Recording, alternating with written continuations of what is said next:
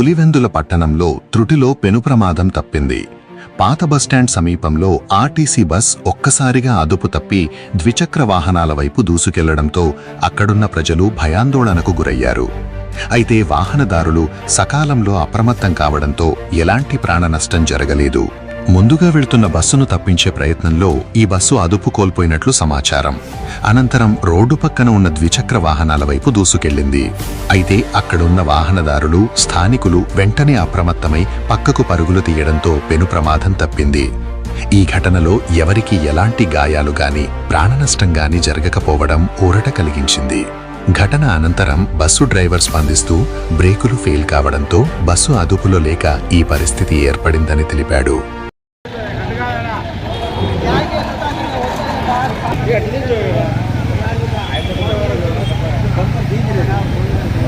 Time బాగున్నది, దాంట్లో ఆటోలలోకి దూరాల్సింది చక్కగా.